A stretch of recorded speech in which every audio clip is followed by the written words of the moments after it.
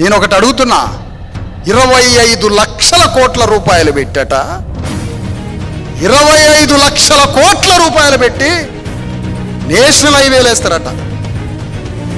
రోడ్లు ఎవడడిగి మిమ్మల్ని రోడ్లు వేయమని ఎవడడిగిండు? ఒక రోడ్డు పక్కన ప్యారలల్గా గవర్నమెంట్ రోడ్డు కూడా ఉండాలి. గవర్నమెంట్ రోడ్డు అంటే ఈయన రోడ్డు వేస్తాడట, భూములకు డబ్బులు ఇస్తాడట. రోడ్లు వేయడం, భూములకు డబ్బులు ఇవ్వడం, ఆ నిర్వహణ ఛార్జీలు ఎవరికో అగ్రవర్ణాలకు ఆ రోడ్డు ఇవ్వడం. ఆ రోడ్డు పక్కన ఇంకో రోడ్డు వేయాలా. నాకు ఇష్టమైతేనే నేను టోల్ ట్యాక్స్ కట్టే రోడ్డు ఎక్కుతా, లేదంటే నాకు గవర్నమెంట్ రోడ్డు ఉండాలి పక్క. నువ్వెవడు టోల్ ట్యాక్స్ వసూలు చేయడానికి? మానవ హక్కుల్ని, పౌర హక్కుల్ని హరించే రోడ్డు అది. నీకేం సంబంధం? 25 లక్షల కోట్ల రూపాయలు పెట్టి రోడ్లు వేస్తున్నావే, ఆ 25 లక్షల కోట్ల రూపాయలే పెడితే నా అన్నదమ్ములకి బడి వచ్చేది, నా అన్నదమ్ములకి, నా అక్క చెల్లెలకి హాస్పిటల్ వచ్చేది కదా. ఎంత దుర్మార్గమైన రాజ్యం ఇది! ఎంత దుర్మార్గమైన రాజ్యం ఇది! ఇది రాజ్యం అంటారా ఎవరన్నా?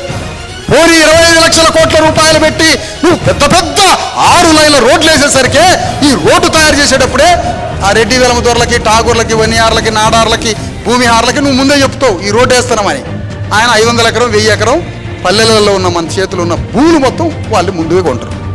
రోడ్డు వేసినాక ఎకరం భూమి, ఆ 1,00,000 రూపాయలకు కొన్న ఎకరం భూమి 4 కోట్లు 10 కోట్లు అయింది. 10 కోట్ల ఎకరం భూమి అయిన తర్వాత మళ్ళీ ఆ భూమిలో ఫ్లాట్లు తయారు చేస్తాడు. మళ్ళీ ఆ ఫ్లాట్లు బీసీ ఎస్సీ ఎస్టీ ఉద్యోగులు కొంటారు. పాపం ఈ బీసీ ఎస్సీ ఎస్టీ ఉద్యోగులు జాయిన్ అయిన రోజే బ్యాంక్ కోడ్ వచ్చి నువ్వు ఇల్లు కట్టుకో అంటాడు. వీడు జాయిన్ కాగానే 30 సంవత్సరాల జీతం బ్యాంక్ కోడ్కి రాసేయాల. ఆ ఇంటికి వాచ్మెన్, ఓనరా వాచ్మెన్ తెలియదు. చూసిరా ఈ సర్కిల్ మొత్తం?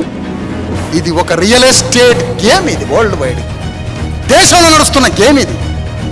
డబ్బులు తయారు చేయించి 25 లక్షల కోట్ల రూపాయల రోడ్డు కాంట్రాక్టర్లు మీరే, 25 లక్షల కోట్ల రూపాయల రోడ్ల మీద టోల్ ట్యాక్స్ వసూలు చేసేది మీరే, 25 లక్షల కోట్ల రూపాయల రోడ్లు వేస్తున్నామని రాజ్యానికి వచ్చేది మీరే, 25 లక్షల కోట్ల రూపాయల రోడ్లు వేస్తున్నట్టుగా అగ్రవర్ణాలకు ముందే చెప్పి భూములన్నీ కొనండి అని చెప్పి భూములు కొనిచ్చేది మీరే.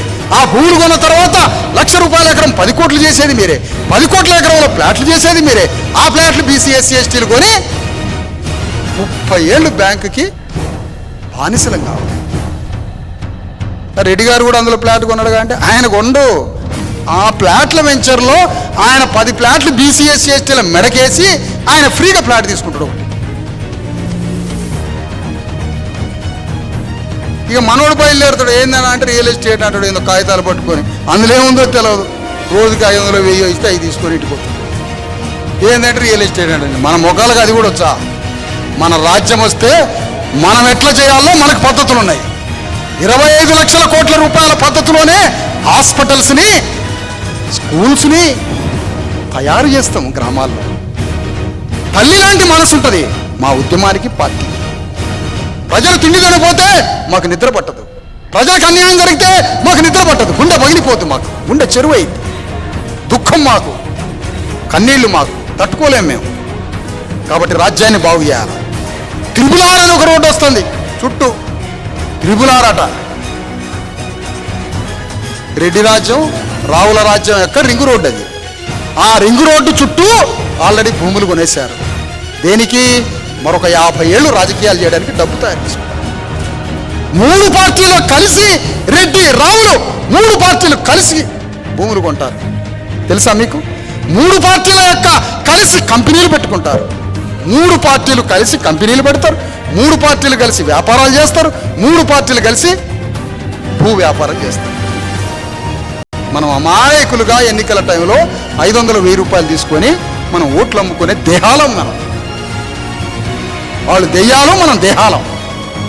అందుకనే మన ఆలోచన విధానం మారి మన గుండెల్లో కూడా మన ఉద్యమ అభిప్రాయాన్ని మన ఆత్మలో నింపుకొని మనకి ఆత్మ సాక్ష్యం తయారైతే లోపట ఆ ఆత్మను తీసుకుపోయి బ్యాలెట్ బాక్సులో బాక్సు బద్దలు చేసుకొని రాజులు బయటకు వెళ్తారు.